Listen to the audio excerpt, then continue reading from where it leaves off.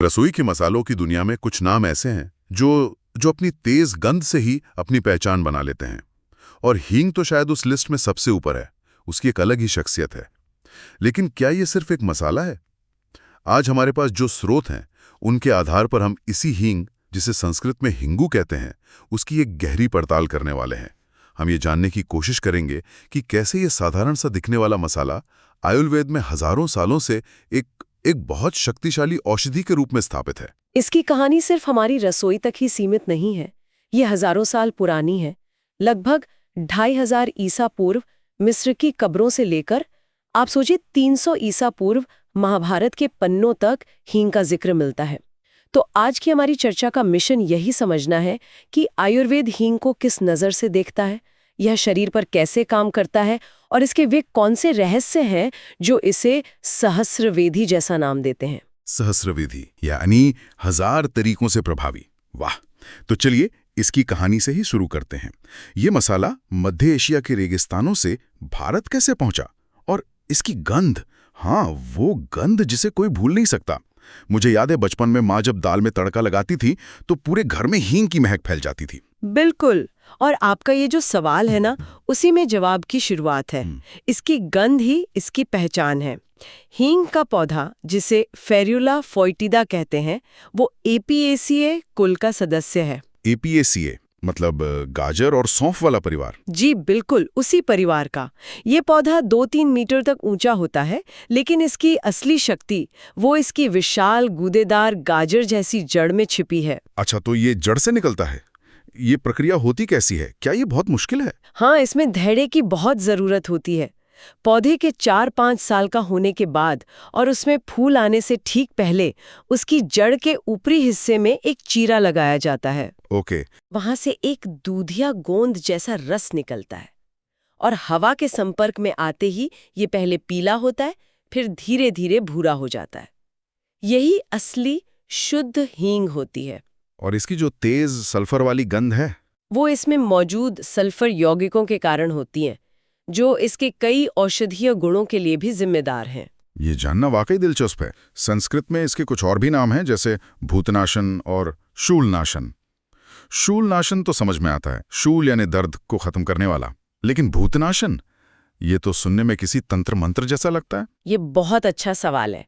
देखिए, शूलनाशन का अर्थ है पेट के दर्द या ऐंठन को खत्म करने वाला, जो इसका सबसे प्रसिद्ध गुण है। लेकिन भूतनाशन का मतलब है विष या नकारात्मक ऊर्जाओं का नाश करने वाला। प्राचीन दृष्टिकोण से देखें तो इसका मतलब था अदृश्य कीटाणुओं, संक्रमणों और शरीर में बनने वाले विषाक्त पदार्थों, मतलब टॉक्सिन्स को खत्म करना। अच्छा, तो ये नाम इसके प्यूरिफाइंग और एंटीमाइक्रोबियल गुणों की ओर इशारा करता है कि इसे सिर्फ मसाले के तौर पर नहीं, बल्कि एक शक्तिशाली दवा के रूप में देखा जाता था। तो ये जो नाम है शूलनाशन, भूतनाशन, ये अपने आप में ही इसके औषधीय गुणों की तरफ इशारा कर रहे हैं। तो क्या चरक संहिता जैसे महान आयुर्वेदिक ग्रंथों में भी इसे इसी तरह एक पावरफुल मेडिसिन की तरह दिखा गया है? बिल्कुल।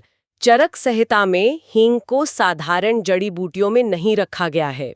उसे 3 प्रमुख महाकषाय यानी औषधियों के सबसे शक्तिशाली समूह में वर्गीकृत किया गया है। 3 समूहों में? ये तो बहुत महत्वपूर्ण बात है। कौन कौन से हैं वे समूह? पहला है श्वासहर महाकषाय, यानी वो जड़ी बूटियां जो स्वास्थ्य संबंधी रोगों जैसे अस्थमा या ब्रोंकाइटिस को दूर करती हैं। दूसरा है कृमि घन महाकषाय, जो पेट के कीड़ों और परजीवियों को खत्म करती है। और तीसरा? और तीसरा जो सबसे चौंकाने वाला है वो है संज्ञा स्थापन महाकषाय। एक मिनट, संज्ञा स्थापन, इसका मतलब है चेतना को स्थापित करने वाला, चेतना वापस लाने में। ये तो स्मेलिंग सॉल्ट जैसा लग रहा है। क्या इसका मैकेनिज्म कुछ वैसा ही है कि इसकी तेज गंध एक शॉक देती है, या आयुर्वेद इसके पीछे कोई और वजह मानता है? आपने बिल्कुल सही नस पकड़ी है। आधुनिक विज्ञान इसे शायद इसकी तेज गंध से जोड़कर देखेगा, लेकिन आयुर्वेद इसे सिर्फ एक बाहरी उत्तेजना नहीं मानता। वो मानता है कि हींग में शरीर के सूक्ष्म से सूक्ष्म स्रोतस यानी चैनलों में घुसकर वहां की रुकावट को खोलने की क्षमता है। अच्छा, मस्तिष्क के चैनलों में भी? जी, मस्तिष्क के चैनल भी शामिल हैं इसमें। और यही गुण इसे सिर्फ पेट की गैस या अपच की दवा से कहीं ज्यादा महत्वपूर्ण बना देता है।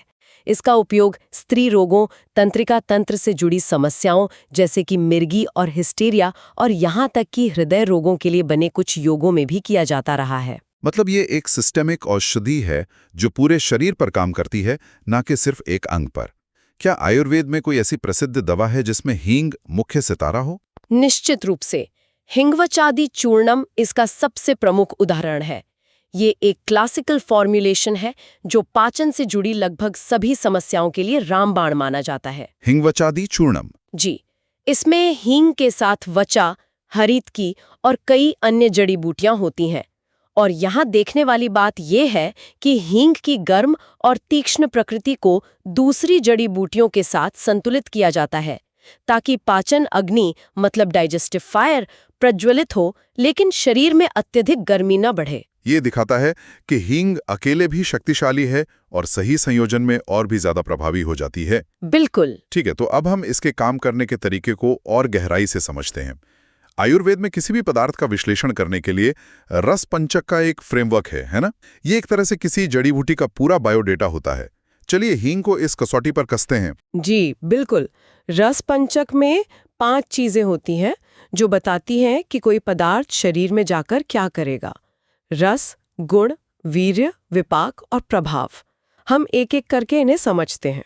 ठीक है, तो पहला हुआ रस यानी स्वाद। हाँ, सबसे पहले रस, टेस्ट। हींग का रस कटु यानी तीखा, पंजेंट और कुछ हद तक तिक्त यानी कड़वा होता है। आयुर्वेद के अनुसार कटु रस शरीर में हल्कापन लाता है, चैनल्स को साफ करता है और सबसे महत्वपूर्ण पाचन अग्नि को बढ़ाता है। और दूसरी तरफ आपने बताया गुण यानी क्वालिटीज। इसका क्या मतलब है? ये स्वाद से कैसे अलग है? बिल्कुल अलग है। गुण बताता है कि वो पदार्थ शरीर में जाकर कैसा महसूस कराएगा या क्या करेगा। हींग का मुख्य गुण है लघु यानी हल्का, जो इसे आसानी से पचने योग्य बनाता है। उष्ण यानी गर्म, जो शरीर में गर्मी लाता है। और सबसे जरूरी तीक्ष्ण। तीक्ष्ण, पियर्सिंग या पेनिट्रेटिंग, ये शब्द बार बार आ रहा है।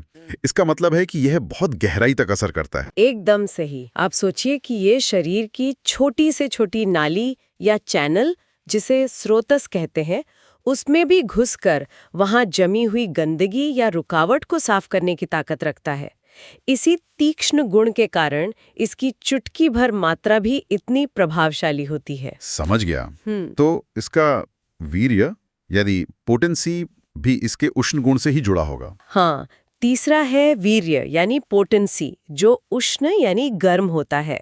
यह शरीर में गर्मी पैदा कर वात और कफ दोष को शांत करता है, क्योंकि वात और कफ की प्रकृति ठंडी होती है। अच्छा, लाइक क्योर्स ऑपोजिट वाला सिद्धांत। जी, जैसे ठंड लगने पर हम गर्म सूप पीते हैं, वैसे ही वात कफ की ठंडी प्रकृति को संतुलित करने के लिए हींग जैसी उष्ण औषधि दी जाती है। और चौथा है विपाक यानी पाचन के बाद का असर। उसका क्या होता है? चौथा है विपाक, पोस्ट डाइजेस्टिव इफेक्ट।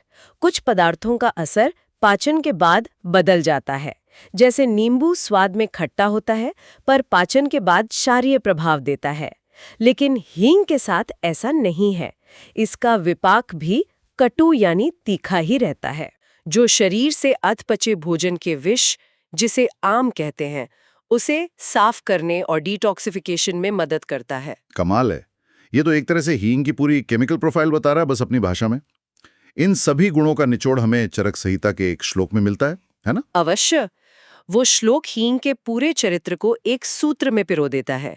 श्लोक कहता है, वातश्लेष्म विबंधग्नम कटुष्णम दीपनम लघु हिंगु शूल प्रशमनम। वाह, ये तो सुनने में ही बहुत शक्तिशाली लग रहा है। चलिए इसे डिकोड करते हैं। वातश्लेष्म विबंधग्नम का मतलब? वात और कफ की रुकावट को नष्ट करने वाला। बिल्कुल। फिर कटुष्णम दीपनम लघु यानी स्वाद में कटु, प्रकृति में उष्ण, पाचन अग्नि को बढ़ाने वाला यानी दीपन, और गुणों में हल्का यानी लघु।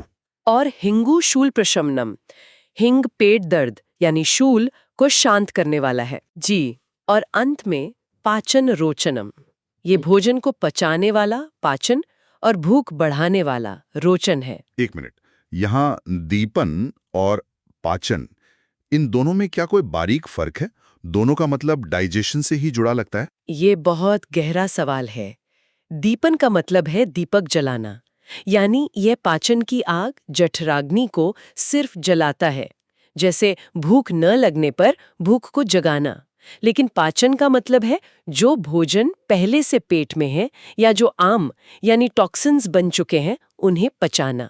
हींग ये दोनों काम करती है। अद्भुत।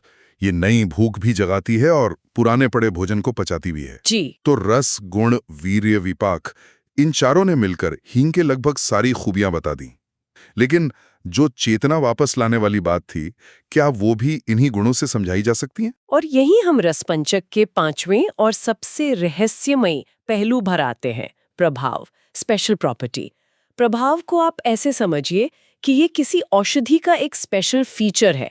आपके पास उसके रस, गुण, वीर्य की सारी जानकारी है, लेकिन ये स्पेशल फीचर कुछ ऐसा करता है जो उन गुणों से पूरी तरह समझाया नहीं जा सकता। उसका एक यूनिक गिफ्ट। हाँ, एक अचिंत्य या जादुई असर। तो हींग का ऐसा कौन सा विशेष प्रभाव है जो इन सब गुणों से भी परे है? इसके 2 प्रभाव बहुत फैसिनेट करते हैं। पहला, इसकी अत्यधिक भेदन क्षमता, एक्सेप्शनल पेनिट्रेटिंग कैपेसिटी। ये इसके तीक्ष्ण गुण से भी एक कदम आगे है। ये शरीर में उन जगहों पर भी पहुंचकर काम कर सकती है जहां दूसरी औषधियां नहीं पहुंच पाती। आयुर्वेद इसे व्यवहायी गुण भी कहता है, यानी जो पचने से पहले ही पूरे शरीर में फैल जाए। और दूसरा? तो वही चेतना वाला होगा, संज्ञा स्थापन। हाँ, दूसरा और सबसे बड़ा रहस्य है इसका संज्ञा स्थापन प्रभाव। बेहोशी या चेतना की हानि जैसी गंभीर स्थितियों में चेतना वापस लाने की इसकी क्षमता को सिर्फ इसके रस, गुण या वीर्य से पूरी तरह नहीं समझाया जा सकता। ये इसका अचिंत्य यानी तर्क से परे प्रभाव है, जो इसे सिर्फ पेट की दवा से उठाकर एक जीवन रक्षक औषधि के स्तर पर ले जाता है। तो आज हमने हींग की एक पूरी यात्रा देखी, मध्य एशिया के रेगिस्तान से निकलकर हमारी रसोई के मसालदान और फिर आयुर्वेद के प्राचीन ग्रंथों के गहरे ज्ञान तक। ये सिर्फ एक तेज गंध वाला मसाला नहीं, बल्कि एक संपूर्ण औषधि है जिसका असर पाचन तंत्र की अग्नि से लेकर मस्तिष्क की चेतना तक पर होता है। इसकी कहानी, इसकी पहचान और इसका रस पंचक विश्लेषण हमें ये बताता है कि हमारे पूर्वज प्रकृति को कितनी गहराई से समझते थे। और ये हमें एक बहुत दिलचस्प सवाल पर लाकर खड़ा करता है, जब एक चुटकी हींग में इतना गहरा औषधीय ज्ञान छिपा हो सकता है कि वो पाचन से लेकर चेतना तक को प्रभावित कर सकती है, तो हमारी रसोई में मौजूद हल्दी, जीरा, धनिया और दालचीनी जैसे अन्य मसालों में और कितने अनजाने स्वास्थ्य रहस्य दबे होंगे जो बस खोजे जाने की प्रतीक्षा कर रहे हैं। शायद हमें अपनी रसोई को सिर्फ स्वाद के लिए नहीं बल्कि स्वास्थ्य के खजाने के रूप में देखने की जरूरत है।